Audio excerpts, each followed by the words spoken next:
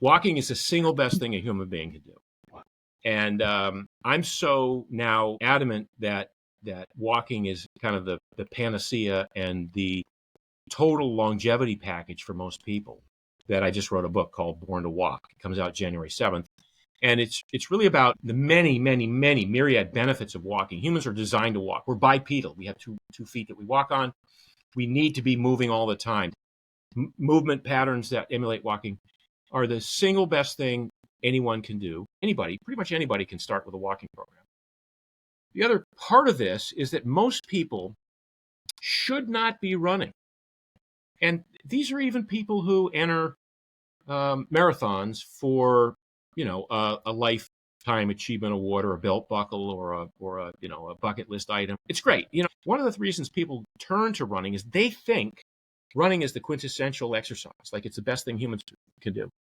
And the argument that I make in the book is daily running at a reasonable clip is only beneficial to competitive runners.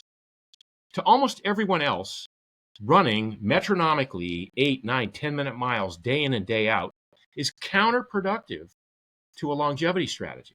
Now, I'm going to piss off a lot of people who claim to be runners with this, but the truth is we are born to walk. Hey, I'm Mark Sisson, and I'm a renegade, but I walk a lot. Hey, Renegades, we have something exciting to share with you today, and it's all about revolutionizing the way we think about footwear. Enter Peluva, a brand that's setting new standards in the world of shoes. What makes Peluva unique? It's their commitment to foot health, with a design that mimics the natural movement of your feet. We're talking about shoes that give your toes the freedom to move independently, enhancing your balance and strength with every step. Plus, they blend this with style. No more choosing between comfort and looking good. If you're looking to develop stronger, healthier feet, Peluva stands out for its zero-drop design, promoting a natural posture, and their thoughtful use of materials are both durable and kind to the environment. Check out Peluva if you're ready to walk, run, or just stand in a way that your body will thank you for. This isn't just a shoe, it's an upgrade to your daily life. Give your feet the comfort and style they deserve with Peluva. Myself, I've been trail running in the Peluva Strand ATRs. Lightweight, flexible, they really allow your feet to feel the trails. And my feet always feel great after a trail run. We're stoked to have Peluva sponsor our podcast. And as a special offer, you can use the code RUNEGADE for 15% off your order. That's RUNEGADE, and you'll get 15% off your order. And we thank Peluva for being a friend of the podcast. Check them out at peluva.com. Your feet will thank you. Welcome to the RUNEGADE Podcast. Renegade is what happens when two ordinary friends dare to practice the lost art of conversation. We're your hosts, Uncle Mark and Todd Marentette. Each episode, we explore the human connection we have with running through big stories, conversation, and our own experiences with amazing guests. And we're happy that you're with us. Today, on the Renegade, we have Mark Sisson. What I'm thinking is we have a greater Mark here, and I'm going to take second chair to Mark as he comes online here. He's accomplished so many things. He is a phenomenal athlete. He is an entrepreneur. He is an advocate for health. So many things he's done. I'm really looking forward to digging into this conversation with him. He's got all the stuff on the go. He's authored the Primal Blueprint, the Primal Connection, and Primal Endurance. He's got books on the keto reset diet. He's got cookbooks out there. And today he's coming on to talk to us about his new controversial book, Born to Walk. What? Wait, we have a walker on a running podcast? That's right. We might have gotten this all wrong. And I think he's going to do his best to teach us that walking is the way. Well, I'm a convert. Been walking a lot the last couple of months instead of running, so I need to get back at it. Running's pretty hard. It's Friday evening. Cheers. I went with a Heineken Zero today because I don't have any cold athletic brew, but this stuff is good. What do you got today, Mark? Going with Hazy Wave today. You know what? I'm looking forward to this all day long. It's going to be nice and tasty. So cheers to your Heineken Zero. Cheers, Athletic Brew. Looking forward to this show. Tito. Cheers, Tito. That's right, Tito. This one's for you. And you know what? We're not sponsored yet. We're still looking for sponsors. Not really, but we are. And, Heineken, if you're listening, Heineken Zero, we can easily be sponsored by Heineken Zero. I think you're right. If you have anything, we're not looking. We're open. We're open to sponsorship, right, Todd? Yeah, it'd be fun just to say we're sponsored. We don't really need much. But you know what? I know we're not sponsored, but there are many friends of this podcast that have been very, very generous to us over the year. That's true. Such as? We have Path Projects. Floris and his team. They love us. We love Path Projects. Absolutely. I've been waiting. Projects. I've been waiting all day to do that. And if you look back here, Mark Sisson is also the co-founder of Peluva running shoes. And we're going to talk about that, but here, look at these. Oh, what are those things? They're a 5-toed shoe, 0 drop, minimal. This is the trail version. This is the Strand ATR. I got about maybe 60 miles on these already. I feel like a beast.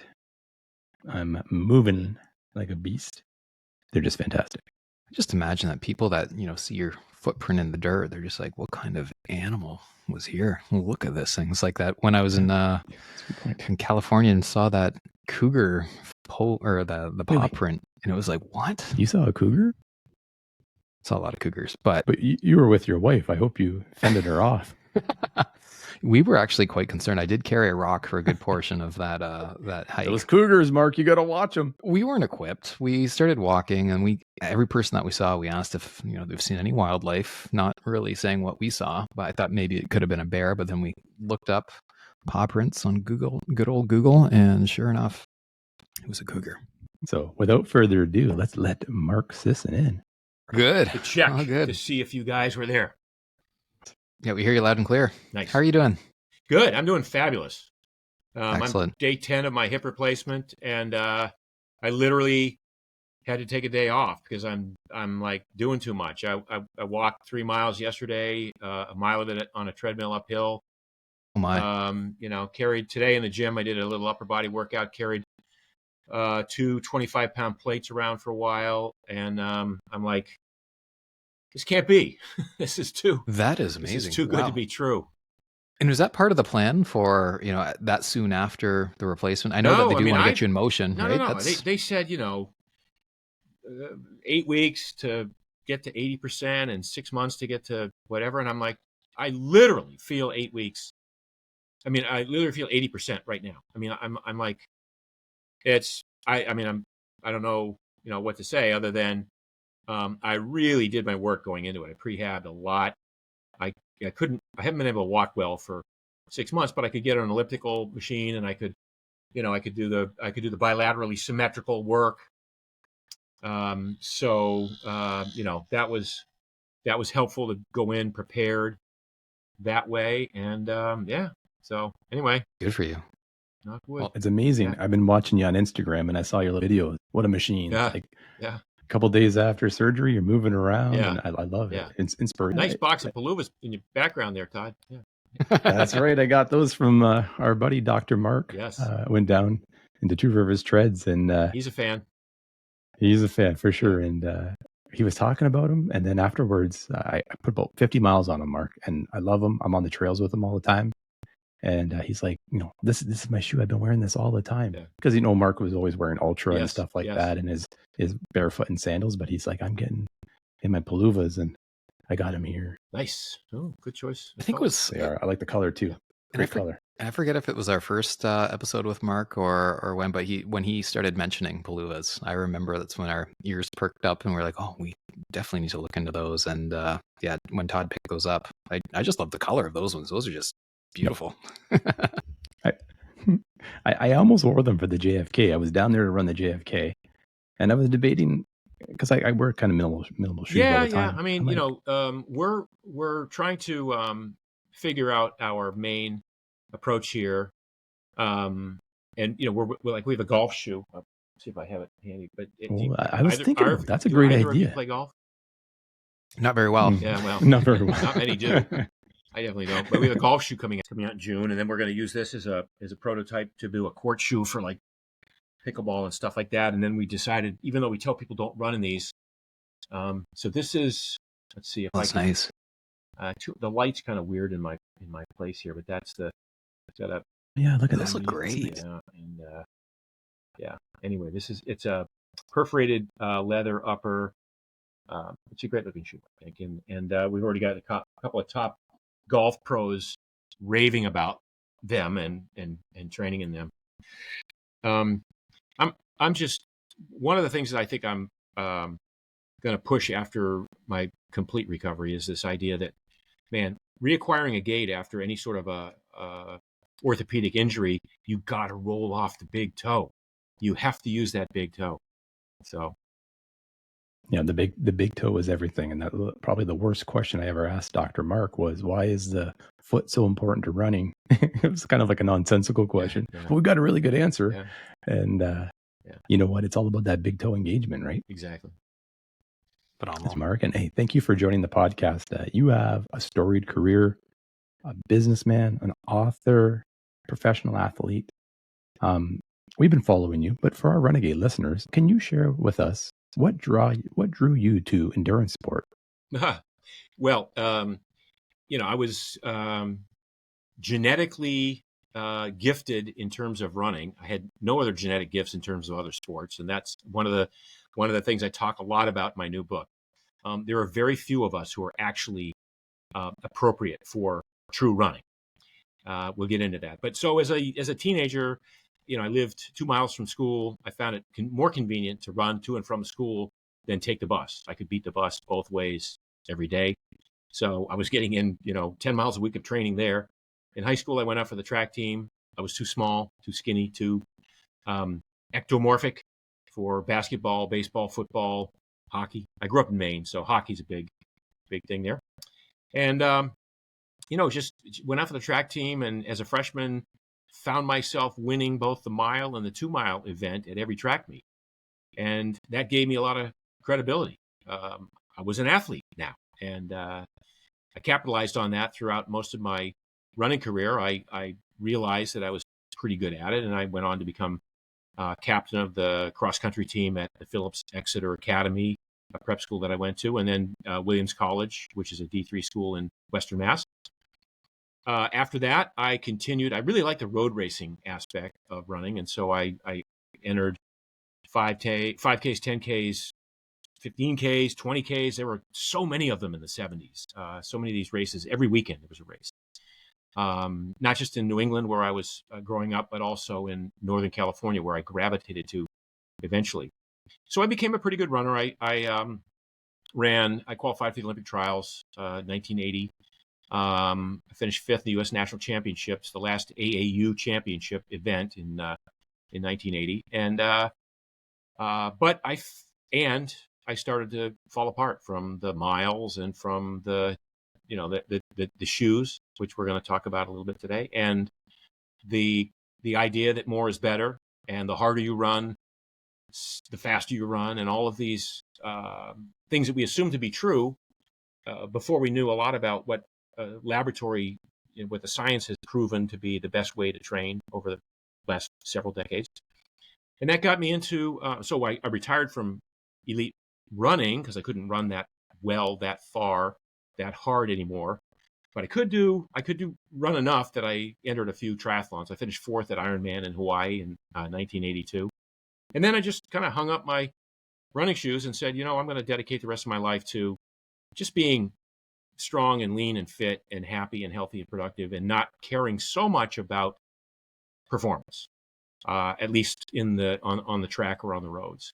And that started a whole new career looking into general health and wellness for people across all walks of life, which manifested itself in several books. I have several New York Times bestselling books. The Keto Reset Diet. My first book, The Primal Blueprint, was a huge bestseller. And then I started a company called Primal Kitchen, where I kind of turned the condiment world on edge, and shook that up a bit by making condiments and dressings and toppings and sauces and things like that you could put on your food that were actually better for you than anything else you could find in the store. I sold that several years ago, and was then able to turn my attention to footwear, the thing that had plagued me and probably ruined my career as a runner in the early days. And I think we'll talk a little bit about that today. But and here I am today, just fresh off a hip replacement 10 days ago, and really excited about what's ahead in that regard. I walked 3 miles yesterday on this brand new hip, and kind of had to hold myself back from doing more. So there you have it. You got some new miles left in you there, Mark. That's what I'm looking at. Yes. It's fantastic, and what I really enjoy, and when I follow you, Mark, what really interests me is what got you on the path to the Primal Blueprint when you're writing your books. Like, what got you to this path? Because I would say racing and training in the 70s and 80s, you were following the science at that time. And like you said, you broke down a bit. What was the aha moment for you? Well, it's a gradual evolution over time. Starting with my education, I was pre-med in college, and even as far back as high school, I had taken a course in evolutionary biology. But I majored in biology at Williams, and really was fascinated by the concept of evolutionary biology. How is it that we evolved to have this genetic recipe that we all have today that wants us to be healthy and strong and lean and fit? But things that we do, behavioral things that we do, things that we eat, lifestyle choices we make kind of thwart that genetic predisposition to be strong and fit and healthy. So when I wrote, one of my first books was the Runner's World Triathlon Training Book. I wrote it in 1981. So this is 3 years ago.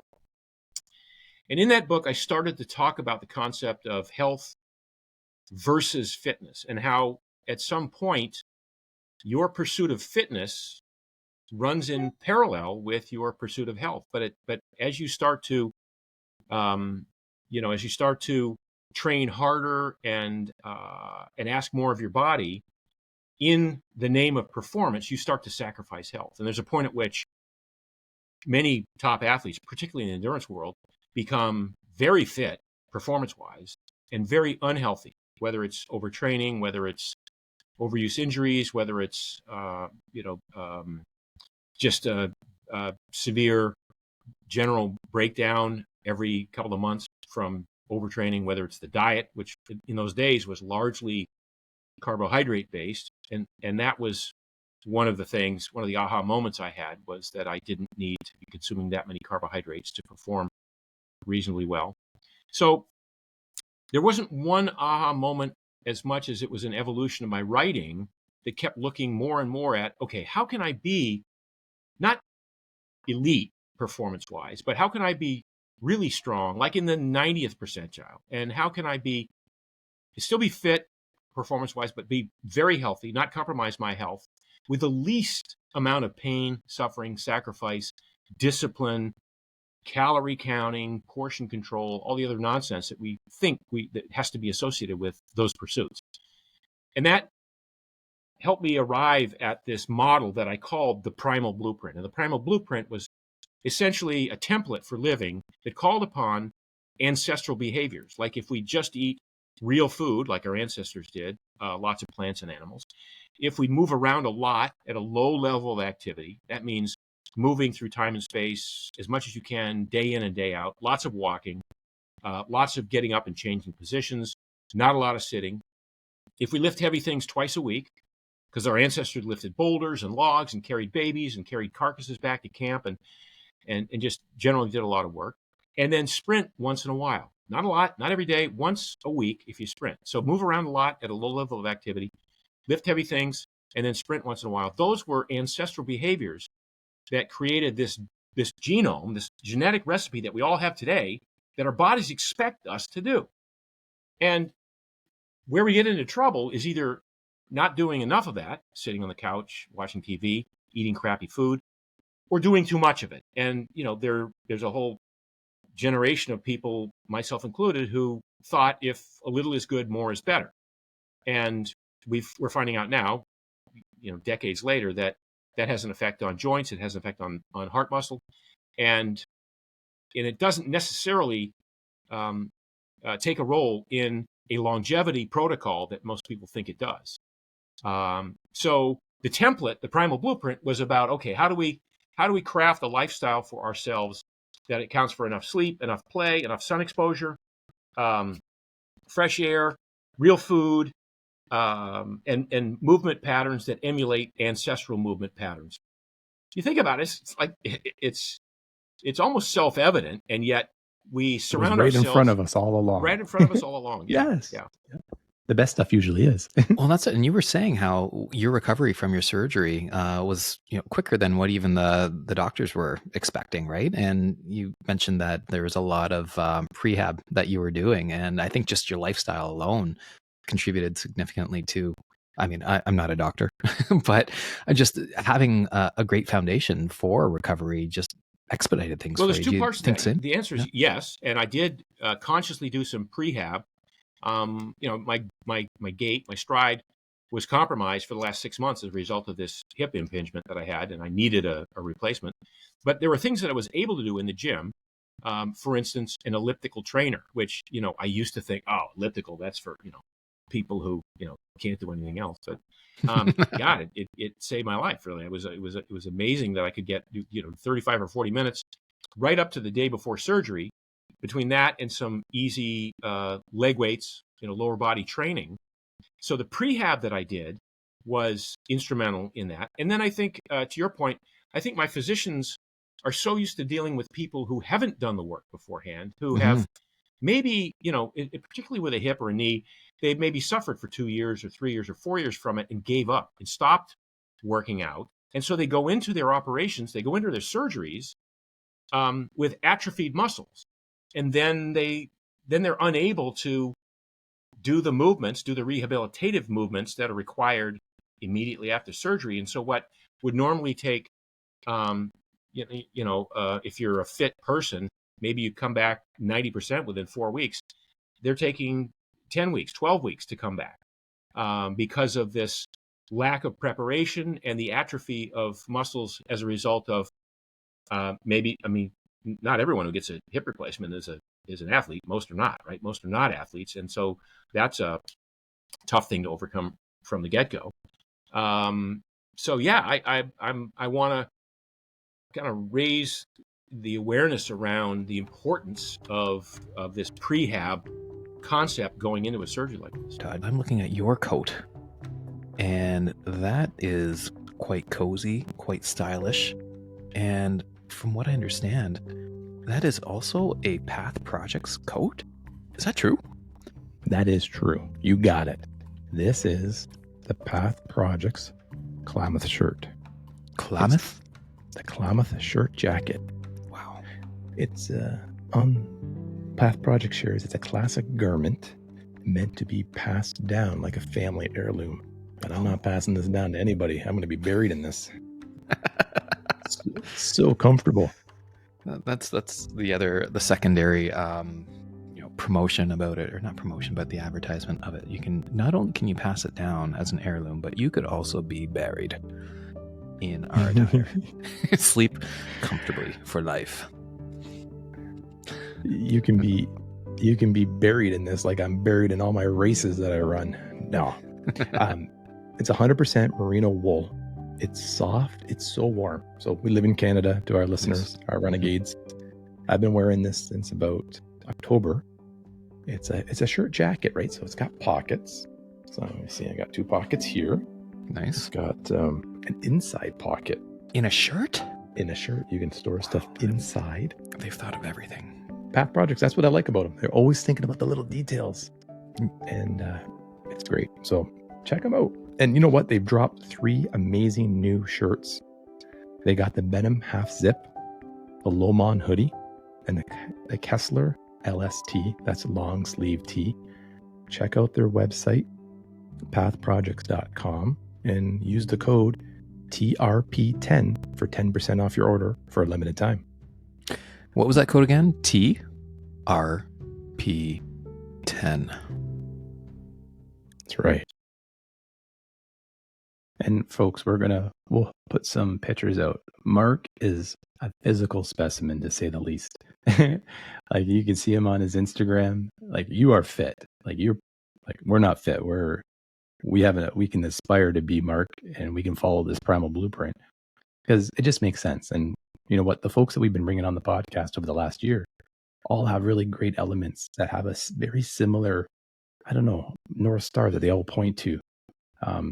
About training, about diet, about being healthy and not sacrificing your health to achieve a fitness level. Most of us who are listening to dialing in aren't professional athletes by any means. They're brand new to the sport, or they're trying for their first marathon or their first big race. And you know what? When you look at all those elements, from your experience, which one has the largest impact for someone new coming into endurance sport or looking to take care of their health and wellness? If you had to look at that and say, you got to prioritize this one first, and then we'll get to the other ones. You know what I'm going to say, Todd. It's walking. Walking is the single best thing a human being can do. And I'm so now adamant that walking is kind of the panacea and the total longevity package for most people, that I just wrote a book called Born to Walk. It comes out January 7th. And it's really about the many myriad benefits of walking. Humans are designed to walk. We're bipedal. We have two feet that we walk on. We need to be moving all the time, not just to get from point A to point B, which is what we did for most of humanity, but to move the lymphatic system, to create greater capillary perfusion and blood flow, to elevate mood, to enhance digestion. I mean, walking and movement patterns that emulate walking are the single best thing anyone can do. Now, if you can, one of the things that I say is, pretty much anybody can start with a walking program. The other part of this is that most people should not be running. And these are even people who enter marathons for, a lifetime achievement award or a belt buckle or a bucket list item or whatever you want to call it. It's great. If you want to train for a marathon and do a complete one once in your lifetime, I'm not going to hold you back from doing that. But I would want you to do it in a fashion that was kinder and gentler than most training programs. So when I say most people should not be running, one of the reasons people turn to running is they think running is the quintessential exercise, like it's the best thing humans can do. And the argument that I make in the book is that running is only beneficial, like daily running at a reasonable clip is only beneficial to competitive runners. To almost everyone else, running metronomically 8, 9, 10-minute miles day in and day out is counterproductive to a longevity strategy. Now, I'm going to piss off a lot of people who claim to be runners with this, but the truth is we are born to walk. That's the name of the book. Yes, we're born to be able to run. Fine. We're born to walk, and we're literally born to sprint, because that's what our ancestors did. Our ancestors walked a lot, sprinted once in a while, but they did not go out and go, hey, let's go do a 10-miler today because we got nothing going on this afternoon. They saved that for the persistence hunt. So when it was time to go hunt a beast, because of the work they did all day long, walking and lifting and sprinting, they were able to go 2 hours and track a beast. And that doesn't mean they were running 7-minute miles after an antelope, in the desert. It means they were walking and hiding and crouching and tracking and jogging and tracking and sprinting. And it was kind of a fartlek workout, if you will. Any runners any listeners to your show who know what fartlek means, extra credit for you guys. I've been trying some fartleks today. No, I can't.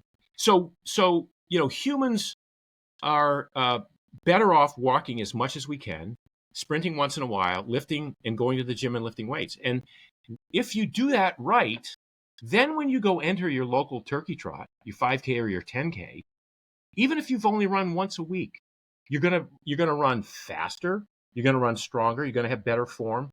The problem is when so many people assume that running is this great cardiovascular activity that surpasses everything else. It's not, and it doesn't. and they put on the thick cushion running shoes and head off with a massive heel strike down the road, slap, slap, slap, slap, slap, slap, slap, and jiggle, jiggle, jiggle, jiggle. And they get back from their 4 mile or 5 mile run or 8 mile run, and they're sweating and they're tired, and they've raised their cortisol, and their heart rate has been probably higher than it should have been for what we call the fat max zone, that maximum heart rate at which you actually burn the most amount of fat. Most people run at a heart rate that's higher than that. And so they don't even burn as much fat as they think they're burning. They're burning mostly glycogen or carbohydrate, which means when they get home, they're wicked hungry, an hour later, because the brain is saying, hey, we got to replace the glucose and the glycogen.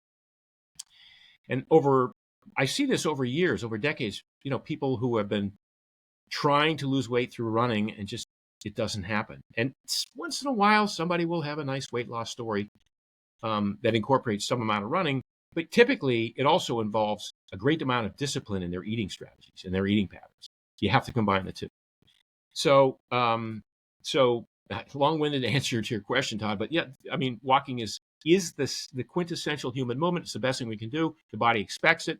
The body responds anabolically. Look, running is catabolic. Running tears muscle tissue down. Think about that.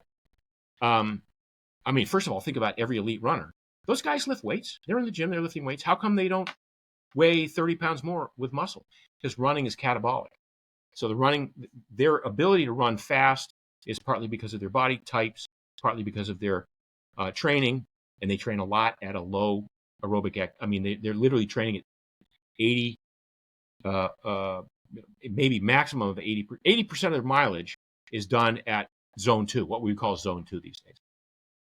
But running is catabolic, and even if you're an overweight person trying to, lose weight through a running program, the high heart rate, the cortisol produced as a result of the stressfulness of the activity, it may result in a water weight loss for a little bit, but ultimately it's tearing muscle tissue down, and it's not benefiting you in terms of a longevity strategy. Whereas walking is, if not anabolic, walking is certainly anti-catabolic. I'm with you. When you think, Mark, think of like the folks who are new to running. Mm-hmm. They all have a common story. They go buy a pair of shoes. They look at some influences on Instagram, and they're out running. They're huffing and puffing. When it would be much better if they started walking. Build some base first. And it takes time. So like Mark, I was that person. I started running. I was running 8-minute miles all the time. Heart rate, 160 beats per minute. I didn't even know what this was. Yep. And I ran myself into the ground. And then I found Dr. Phil Maffetone, who was just on a podcast. And you know what? I started to slow down. But it's taken 4 years of slowing down to where the heart rate has really decreased, where I'm now like 125 to 130 beats per minute running, like 10-minute miles, 9-minute miles. And I'm coming back. I'm not dead to the world. I don't have to sit on the couch for an hour in the afternoon, sleeping, eating. And I look back and it's like, why didn't I just walk more? Why didn't I walk more, Mark? Yeah, it's why don't we walk more? No, because I think the conventional wisdom and the marketing hype behind running was walking's for losers. And if you got to get out there and run, and you got to, whether it's Nike, just do it, or second place is first loser, or it's Goggins, you got to go hard all the time. No, you don't. And if your goal is to become a better human being, whether it's to perform better at whatever activity you're engaging in, or to achieve an ideal body composition, it all comes down to, as I'm sure Phil would have said, it comes down to how you burn body fat. How well you burn body fat is the major determinant on your aerobic capacity and your aerobic ability. So when you, Todd, are out there running 8-minute miles at 165 beats a minute on the heart, you're in what we call the no man's land, the black hole of training. It's not fast enough to develop any aerobic or anaerobic threshold or any sort of power over time, any VO2 max increase. And yet it's too fast. It's not slow enough to optimize fat burning and capillary perfusion. And so you're in this black hole where literally all you're doing is training to hurt. And the sad part is you're not getting any better.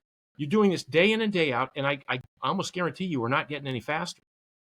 So in terms of racing, in terms of all of the the things that people use as a metric against which to measure themselves with other people, look, no offense, 8-minute miles is not that fast. So what are you doing? You're beating yourself up to run a 3:30 marathon. Again, don't want to cast aspersions on people who love to do marathons, but in the 70s, where everyone who ran was a runner, so no heavy people ran until the late 70s, until Jim Fixx's book, until a number of books came out and said, okay, jogging, it's a thing. Mm-hmm. Everyone in the 70s who ran was self-selected as a runner. You ran because you were built like a runner and you had good form and you could run. So, I did a race in Oregon in 1978, and 675 people ran in that race, and I think the average finishing time, like, I don't know how many, 80% of the field finished under 3 hours, right? So 3 hours was the metric. Like if in those days, if you couldn't break 3 hours for a marathon, you didn't even call yourself a runner. You were a jogger, and that's okay. I'm a jogger, but you couldn't call yourself a runner if you couldn't break 3 hours for a marathon, because only runners should be running. Like if you're someone who's running 3:40, 3:45, the average finish time for a marathon last year in this country was 4 hours and 30 minutes.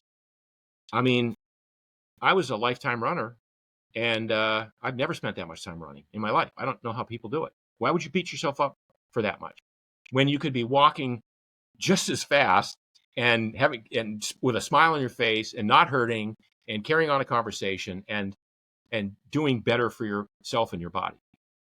So I think, again, in the book, Born to Walk, we talk about the fact that so many people should not be running, but are doing so based on marketing hype, on sort of a misappropriation of cultural anthropology and the Tarahumara Indian, the Copper Canyons of Mexico, and the persistence hunting theory and all of that. No, most people today, 80% of people today, 70% of people today are overweight, shouldn't be running in the first place. And even then, only those who are really self-selected as runners should be running, putting in the miles. The rest should be combining a lot of walking, some weight lifting in the gym, some sprinting. I'm not saying don't sprint.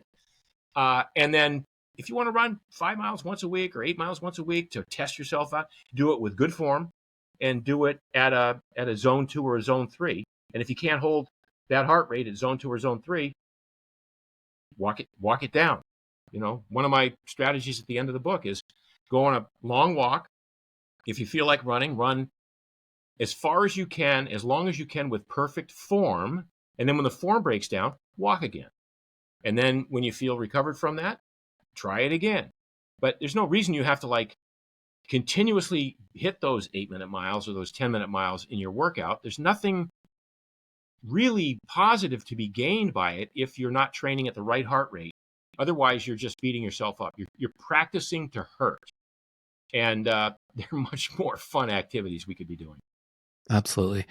And I remember you saying, earlier in the podcast, you mentioned how you got to a point where you were starting to have your own injuries when you were elite athlete, right? What were those injuries? Was it a knee twinge? Was it just an overall, body breakdown? Yeah, what were some of the common things that you experienced? It's really interesting because the first injury I got was a knee injury, and I got it after I started wearing the thick cushioned Nike. So prior to that, I was wearing Onitsuka Tigers or Chuck Taylors.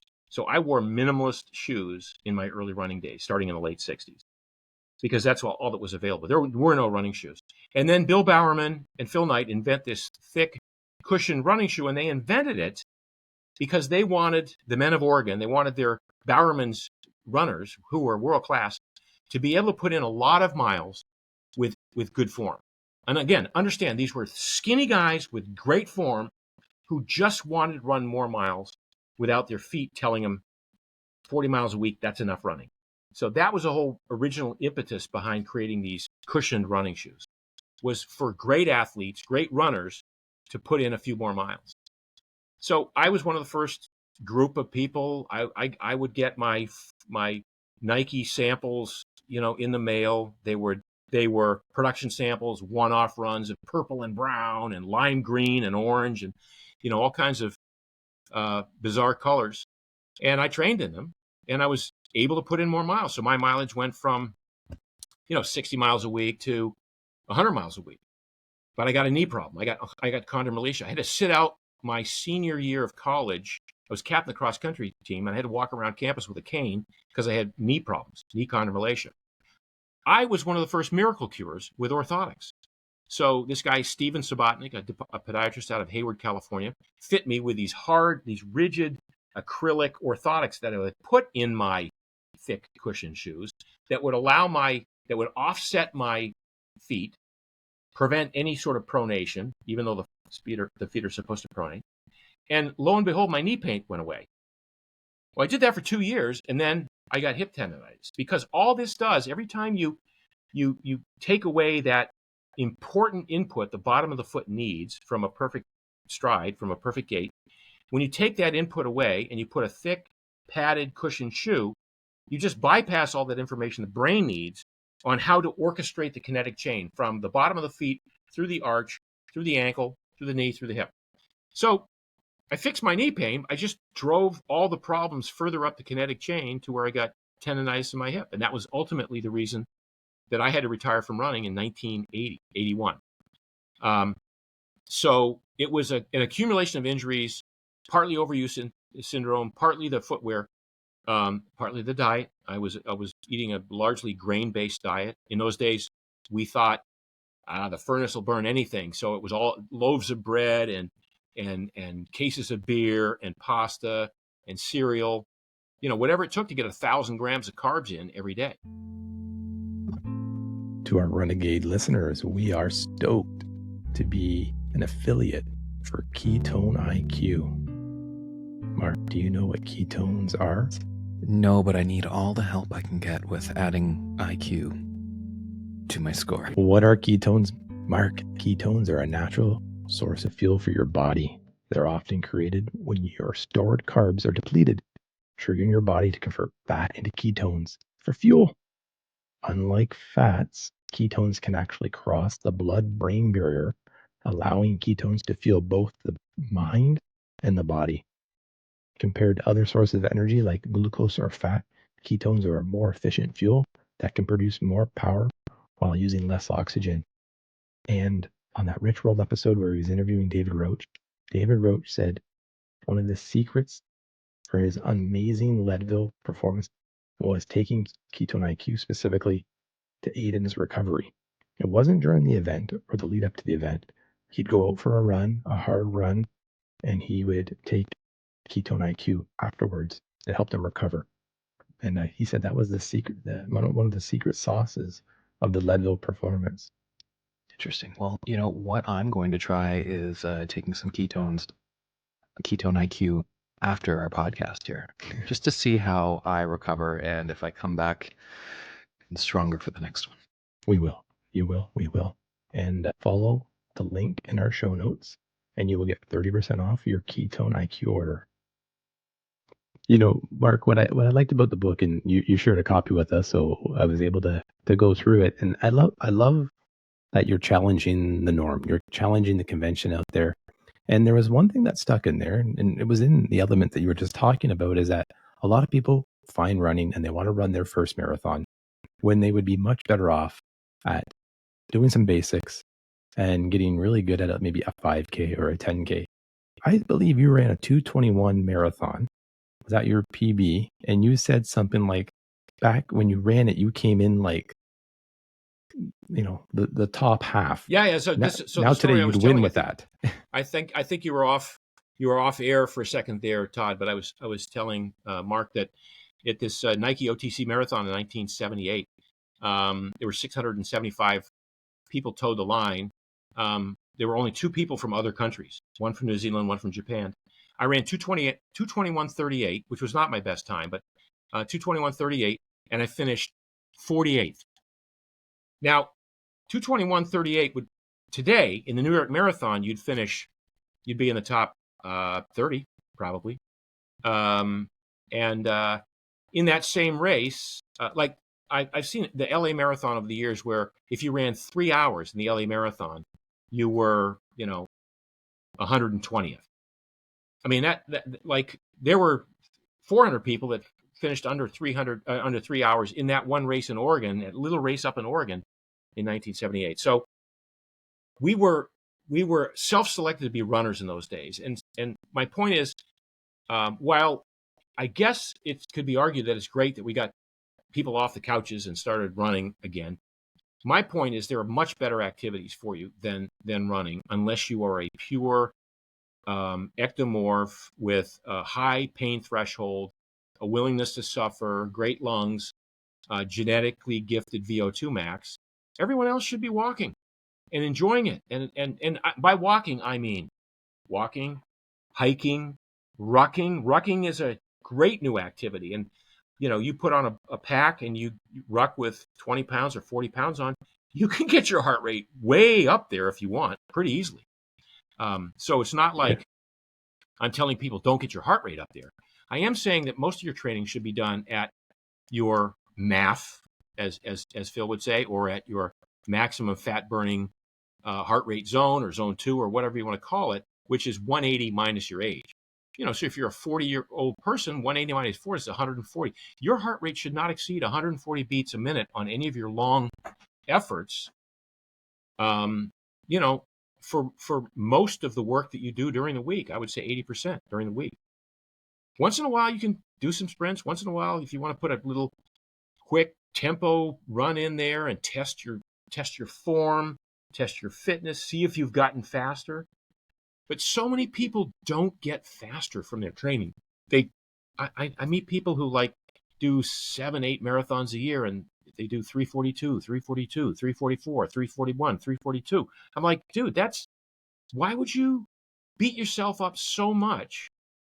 To what end? There's nothing good that comes of it. You're gonna burn out. You're gonna get injured for sure. 50% of all runners get injured every year, and at any one point in time, 25% of every runner in this country is injured right now. It's like that. The NFL doesn't have that high an injury rate. It's crazy.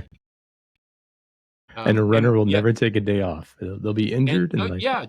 No, I mean, look, God bless him. The Raven lives in Miami Beach. Do you know who the Raven is? He's run every day for 47 years. Yes, I've heard you. But, he's so beat up from it that his run right now is a 21-minute mile, which is basically a slow walking pace. But he's got to get out there every day and keep his streak going. So we talk a lot in the book about the obligate runner, the person who just has to run or else their day is completely screwed.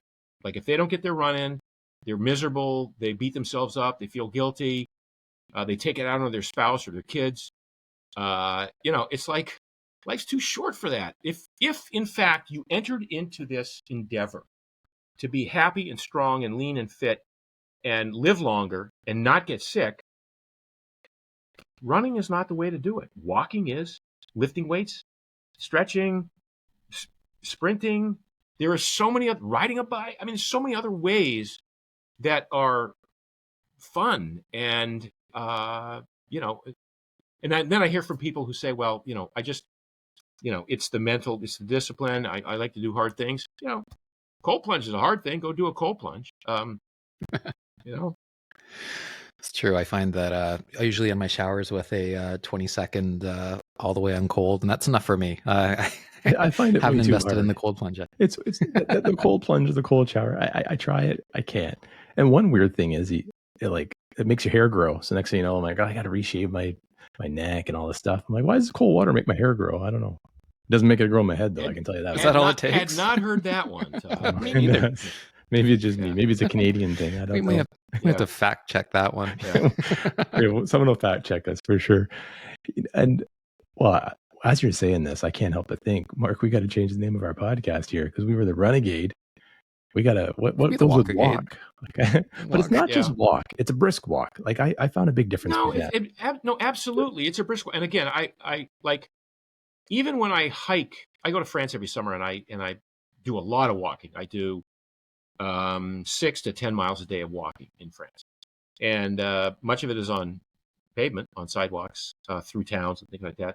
But some of it is on trails, rocky trails and things like that. And yes, I am compelled every once in a while to break into a run. I'm like, oh my God, I feel so energetic and so good. I'll run for 200 yards or maybe even a quarter mile, but then I'll walk again and then pick up a brisk walk. Exactly. And, I find that I can cover ground on a hike that way just as quickly as the guys who are slogging out the slow jog to cover the same ground. A good example of this is the UTMB guys. I have a number of people who are running in my shoes, in the Peluva shoes, and they are training for these UTMB off-road long ultra races by rucking and hiking. And because most of the time in these races, most of what you're doing is hard hiking. It's not running. Yeah, the elites at the front, they're running. Not all the time, but they're running a lot. When the camera's on, Mark, that they're running. You know exactly when they get into That's the secret. when right? they get into town, they run. But much of that activity is based on being a great fast hiker with agile feet, and that's the reason my guys are wearing the Peluva shoes to train. They're feeling the ground underneath. Their ankles are their feet are conforming to the surface. Their ankles are rolling appropriately according to what the brain says is enough. The knees are bending right. The hips are working in a fashion that allows them to absorb the shock. And ultimately, when your feet are strong, you become a better runner. I can only imagine with. Go ahead, Mark. Sorry, go ahead, Todd. No, I was just going to say, with the overall research and development that goes into your shoes as well. I mean, it's not like every other shoe out there, right? It's definitely unique. And so, what degree of R&D is involved in every single shoe that you make, or how does that work on your side? Well, yeah, I mean, we started this company 4.5 years ago, before COVID, and started doing R&D. Spent 1.5 years doing prototypes, had enough prototypes after 1.5 years to spend a year doing wear testing. So the first pair of real production type Peluvas, I have 650 miles on. And those are the ones I wore that summer in France. And I beat them up. And I said to myself, this is the shoe I've been looking for my whole life. This is exactly. So if no one else ever buys my shoe, I'm set for life in footwear. That's good. Obviously a lot of people have embraced it and think it's an amazing shoe. But in terms of the R&D, part of what went into this was learnings from what I would call five-toed shoes 1.0, version 1.0, which goes back to 2007, which was, the concept was great, but the execution, they were too thin. So you couldn't walk 3 miles on pavement without getting a bone bruise under the metatarsal head part of your foot. Or at least I couldn't. Or you couldn't really hike fast or even run on rocky, craggy, pointy surfaces like I do now in the mountains in the south of France. So we wanted to build just enough cushion, not a lot. Like the entire stack height is still 1 centimeter. It's still 10 millimeters of total stack height, 0 drop from heel to toe. But that's enough. The cushion's the wrong word. It's enough support to let you feel the ground and feel everything you step on, whether it's a twig or a rock or a divot or a pothole or the metal writing on a manhole cover. You can feel it, and it feels good. It doesn't feel bad. It feels like, oh my God, my foot's supposed to sense this. And with that sensation, my brain knows exactly how much to scrunch the arch around that rock I'm stepping on, how much to bend the toes individually, maybe how to roll the ankle out a little bit to offset some of the shock, so that I don't tweak my knee, I don't twist my knee. So by rolling the ankle, now my knee is able to bend just in a straight plane like it's supposed to. How deeply do I bend that footfall on that knee to absorb through my muscles, absorb the shock? And that's all the information the brain needs. And without that information, I mean, I see people hiking with stiff Vask, these hiking boots that people have been using for years and years, thinking with lug soles. You can't feel anything. It's like you're walking on stilts. Like rigid. And then they don't even. Yes. Yeah. No, totally rigid. And then you step on and they're rigid because of the lack of ground feel. They're rigid for a reason, because they don't want your ankle to twist, because the brain doesn't know how much to roll the ankles. It doesn't know what's underneath. So now you step halfway onto a rock ledge, and now your knee goes. Your ankle doesn't go because it had nothing to do with it, because the boot is so stiff and it goes up beyond the ankle. But now you maybe get a high ankle sprain or a knee twist because of that. This has been a problem in footwear for 200 years. Since sort of modern footwear has been made, this assumption that thicker is better and it's more protective of the feet. The toes want to splay outwardly. So even I would say any minimalist shoe still has to have the ability for the big toe to work independently and individually. The big toe has to abduct for you to fully engage the glute. It's funny, they call this the big toe. I'm using this. Imagine this is a foot with long toes. So the big toe, they call it the great toe. And in bodybuilding circles, they use a term called great toe, great ass, meaning in order to engage your glutes, you have to use the big toe, which is why people take their shoes off when they do leg days. If the gym will let them, you'll see the heavy weightlifters, they're in their socks or they're in their minimalist shoes, because they want to splay the toes outward, and they want to engage the glute by engaging the great toe with its full outward splay. Without that, if you scrunch it in these other type shoes, then there's no engagement. And what happens is people then, in doing the work that the glute is supposed to do, the stabilizer muscles have to come in and go, I guess we got to pick up some of the load, the glute minimus, the glute medius. And that's where injuries start to happen at max loads. So back to the R&D, sorry for these long-winded answers, but the R&D really encompasses, first of all, the concept that everything you do, whether you're a runner, a walker, basketball player, football player, a hockey player, everything you do starts with your contact with earth. Every movement you make as an athlete, let alone as a human, starts with contact with the ground, and you must have strong, resilient feet in order to execute that move perfectly, whether it's running or jumping or turning, changing direction, dancing, you name it. The foot has to be the first point of contact, and it has to be solid, and it has to be resilient and mobile and strong. And this shoe encourages that. It's going to be a Peluva for everything, right? That's great. We do have a Peluva for everything, yes. It's wonderful. Some early things I love about it. Super light. It's super light. And what you were talking about there, I was a prime example of this. I used to have the injuries. I got into those Hoka shoes, and I remember one day I was running with the family, and my wife Jen is like, "What's going on with your right leg?" And she took a little video of it, and it was just doing this weird whip, and it was really strange. And then I had some injuries in that leg. I got into the minimalist shoes, and now that leg doesn't whip at all. But what I like about this shoe is my baby toe fits in there. Like when you talked about the thinner shoes, the first versions, I could never get my baby toe in. So it ended up being like a 4-toe shoe, and my baby toe would be hanging out of here. Yeah. And I think Dr. Mark mentioned he was using your line, I think. If your toes fit into here, you'll love this shoe. But if your toes don't fit into here, you need this shoe. Can you explain that? Exactly. Yeah. So no, the original line is, if your toes slide right in, you want these shoes. If your toes don't slide right in, you need these shoes. But to that point, so many people walk around with messed up feet, and their messed up feet and they think it's genetic, by the way. It's not genetic. It's the shoes you've been wearing your whole life. And it's the immobility of the foot as forced by the shoes that you're wearing. And I don't care if they're wide athletic shoes, you got a double E or whatever. It still comes to a rounded point, and so it still scrunches the big toe over. It still treats your foot as if it's a paw rather than individually articulated digits that are supposed to be moving according to the temperature texture and the tilt of the ground underneath. Yeah, so a lot of people wear toe spacers now because they recognize that toes are supposed to splay.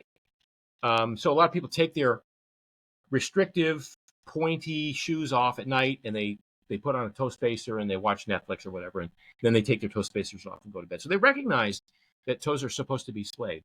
Well, we've created a shoe that splays your toe naturally, neutrally, automatically.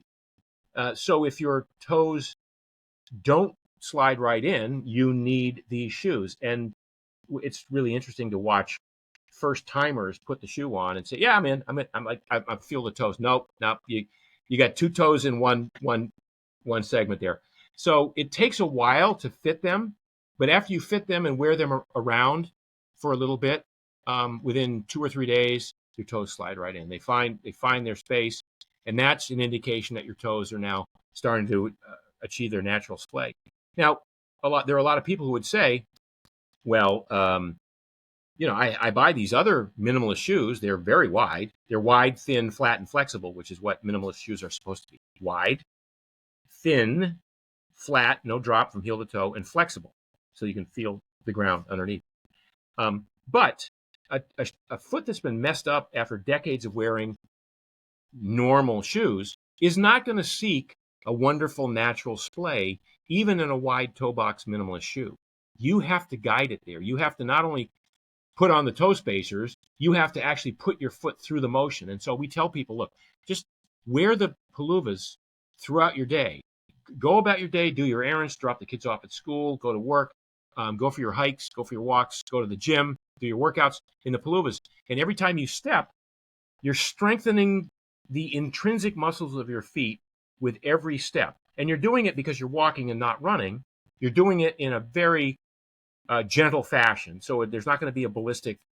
Now, there may be at the end of the first day some fatigue, but that's a good fatigue. That's like, okay, I haven't lifted weights for 20 years, and the first day I go to the gym, I leave the gym and I'm a little sore. Great. That's your body telling you what you did worked. And now you're going to take a little time off and recover, and you'll be stronger tomorrow as a result of it. Same with wearing the Peluva shoes. So over time you build very resilient feet throughout. I can feel it, and what I've noticed on the trail is the toes are really engaged. So I'm running out there, and I'm over roots and rocks and on the dirt, and I noticed that the toes are actually moving, and so much so that I caught my toe on something. I'm like, when I was wearing a big shoe, I would never even think about this, but then I'm like, hey man, I got to really think about this now, and I love awareness. And every run it gets better. The awareness, yes. That's the point. The awareness, I love it. Yeah, I love it. It's great. And this, so now I'm rehabbing from this hip replacement from 10 days ago, and my walking is very conscious, very aware. And because I only walk either barefoot or in Peluvas, like if I go outside, I'll do 2 miles outside. I am consciously rolling through the walk, landing with the heel, rolling off the big toe, land with the heel, roll off the big toe. Because my big toe has abducted, it's out, it's splayed enough that I really roll off the big toe. Whereas if I were wearing standard issue running shoes, I would roll off an agglomeration, a paw, if you will, of the entire foot altogether, and would not get nearly the benefit. And again, I'm trying to engage my glute. My hip, my new metal hip, is in front of my glute. I want my glute to be as strong as it ever was. And in order to do that, I have to engage the big toe. Something else I took away, Mark, if you're out, maybe checking out some girls, look for their big toe, because that might be meaning that they have a really good butt. I don't know. I'll go talk to Jen afterwards. I'll check out the big toe. Yeah. They're correlated, I guess. So yeah. They're correlated too. I did have a question with regards to, we were saying earlier that there's a Peluva for everything. I find that lately, I need to get myself back into running or walking a little bit more. Is there a business casual style shoe that's acceptable for the workplace? So this is a Napa leather shoe. Excellent. That's awesome. It's a lace up. It looks like a normal regular shoe. That's a fake sidewall. So you're still 1 centimeter off the ground. It's still wide, thin, flat, flexible. And if you're familiar with like brands like Wolf and Shepherd, we sort of emulated their top line here. So and with this comes in jet black, wolf gray, and then this is a honey color. Those are we beautiful. have thank you. We have I'll get one more. I can imagine this room that Mark's sitting in right Sorry, now. I- It's Well, just yeah. no, that's okay. We We said we have, can imagine this room. You're probably it's full of No, shoes. you have no idea. I have so You many have shoes no in the room. idea. And I wear them all, by the way. I wear them all. This is the Miami loafer. So this is a great casual shoe. It's a slip-on. Like it. I don't know if the light's too bright to see it here. For the girls, we have, this is a crazy one. This is a great Christmas shoe. This is a suede, like house moccasin. Amazing. That is Yeah, perfect. And it collapse. You don't have to wear the heel up. You can collapse it down. I gotta get those. I could see for Jen's Jen. big toe in that one there. Yep. And Todd. imagine Yeah, this in red flannel pajamas Christmas morning. You know what I mean? Absolutely. It's like this is a total winter shoe, especially up in Canada. So That's phenomenal. and we've got so many styles now. It's like I'll just keep There's so many getting styles. here. I Here's some love over this. here. Here's Mark, some. how is this possible after only 4 years? Yeah, this is the men's desert boot, or this is actually the women's desert boot. We have a men's version of that. So that's a desert boot. That's a suede upper there. This is another version of the Miami loafer in black and white. No, I mean, if you go to our site, peluva.com, when I say we have a Peluva for all occasions, I am not lying. We do. He's not kidding. No, I'm in awe over here right now. That is just amazing. I know that I feel that we could talk for hours here, Mark. I know that we committed to a certain time frame for you. But before we move away from going into the close, I did have a couple quick questions about your Primal Kitchen. So Primal Kitchen, you found it. You focus on healthy alternatives. You said sauces and dressings and that. Something for me, I'm really interested in exploring because right now my kids are really into chicken fingers and that, and I need a healthy alternative to eat their leftovers. So something that I can put on there. But can you tell me how you're still involved, right? Even though the company sold, you're still involved. What kind of opportunities have opened up since a large company like Kraft Heinz purchased it from you? And I imagine that they have an immense amount of opportunity for further R&D and things of that nature. Yeah. But can you tell? Sure. One of the things that happens when you grow as a founder, you grow a company, it gets to a certain size and you face sort of a moment of a day of reckoning where you're going to have to come up with a lot more money to do the sort of expansion that you think is warranted to grow the company the way you want to. In my case, we got to a point where I was on the hook for $10 million of personal guaranteed loans. And I didn't like being in that position. I always built the company to sell to a strategic acquirer. In this case, Kraft Heinz was the perfect one for us. They brought us tremendous amount of added distribution immediately. So they gave us access to 30,000 more doors than we were already in. Certainly more money, marketing budgets that I didn't have to come out of pocket and borrow more money for, which enabled the company to grow and expand much more rapidly. R&D, absolutely. There's a huge R&D lab in Illinois that we use a lot for second generation stuff. Almost everything at Primal Kitchen starts in a kitchen, in somebody's kitchen. Like one of our original founding group would say, I think we need to do a chicken dipping sauce or something like that, or a yum yum sauce, or we have so many. We have 85 products now, but the fact that we could have professional R&D who could then says, okay, we made this in the kitchen and it tastes amazing. What do we need to do to make it at commercial scale in a way that doesn't lose the flavor, doesn't compromise the ingredients, but still acknowledges that when you make something in a batch of 2 quarts, it's different from making it a batch of 3,000 quarts. So all of those resources were available to us. At the same time, I think it's important to understand that Kraft Heinz it's a holding company. It's a portfolio company. They own 50 different brands. So it's not like there's a corporate DNA. They own, they sold Planters peanuts, but Ore-Ida potatoes, Oscar Mayer wieners, Folgers coffee, Crystal Light. I mean, you name it. The 50 brands Velveeta cheese. None of these brands have any relationship to each other. So each of the brands is a silo and a revenue producer on its own. So when they acquired my company, they said, we really like what you're doing. We don't know how to do it. So we're just going to give you the resources, and you keep your team, you keep everything in place. We'll help you grow, but we're not going to interfere. And that's really wonderful what they've done. And it's been amazing. So it's been a great marriage and a great opportunity to leverage what I started. And I imagine it takes a lot of your attention still then. Are not you heavily involved? Not a lot. I get to do the fun stuff now. That's even better. Yeah. Good for you. Mark, you're fascinating. The energy, your stories, your experiences, we could talk forever, and we would love to have you on a future podcast and dive even further into, everything that you're into. We love it because RUNEGADE Podcast, we have been really focused on the new runner and starting off easy, running slow, the Maffetone method. Dr. Mark is like our third co-host. He comes on every now and then and he sets us straight. He's our chief scientist and doctor to keep us healthy. And we really appreciate you coming on. This is fantastic. I know the book released on January 7th. What more could I ask? I was talking to my son today. I'm like, I got a new hip. So I got the next couple of years, I'm going to enhance my fitness. Lots of walking. Let's be clear. Lots of walking and rucking and hiking and backwards walking up treadmills and lifting weights. And I'm getting back to sprinting. That's what I look for most, is to getting back to sprinting. So there's that. The book comes out January 7th.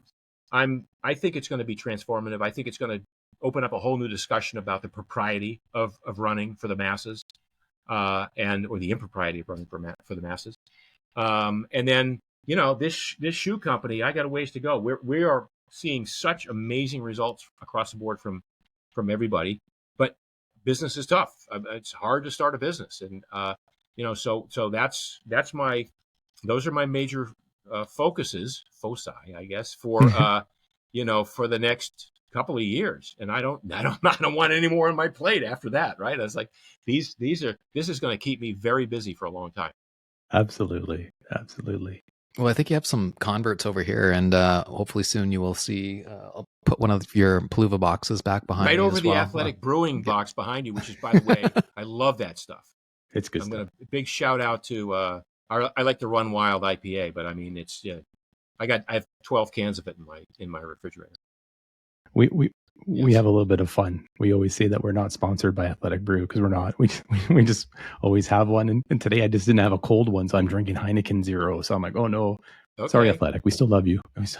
Yeah, but cold is cold. The first things first. It's got to be cold. Yeah, we can't thank you enough, Mark. Thank you so much for coming on. And as Todd mentioned, there's just so much more that we could talk with you about. You have such a fascinating life from the research and that we've been able to do prior to podcast. And we just thank you a lot. I know we didn't even get into wine and chocolate, so there was so much in the book, time. Mark. Like I was going through it, I'm like, oh my god, I was jotting down all these questions, but it naturally comes out, and I can't wait to buy a paper copy because I'm an old school. I like to buy the book and hold it, and that's harder. Yeah. I find read electronically, but. I love the controversy. I like how you were you're prodding and poking a little bit in a fun way. And I think you're going to have a great reception from folks on it. I hope so. I'm looking forward to it. Yeah.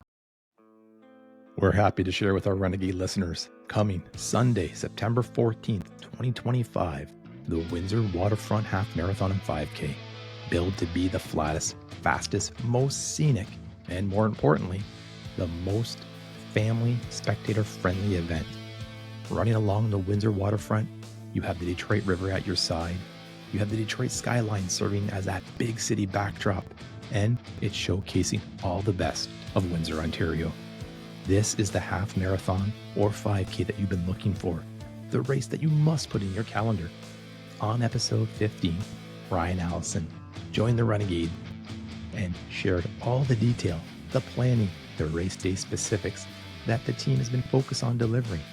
As big city racing comes back to Windsor, Ontario, a short drive across to the U.S. border, this is the perfect tune-up for your fall marathon. And you have the time to start your running journey, time to train for your first race, or time to plan and be part of a big thing coming back to Windsor, Ontario. Renegade is proud to have the Windsor Waterfront Half Marathon and 5K be a friend of the podcast, and we are looking forward to seeing you at the start line Sunday, September 14th, 2025. And as a thank you for being a Renegade listener, you can use the code WWHMTM8 for $20 off your race. That's WWHMTM8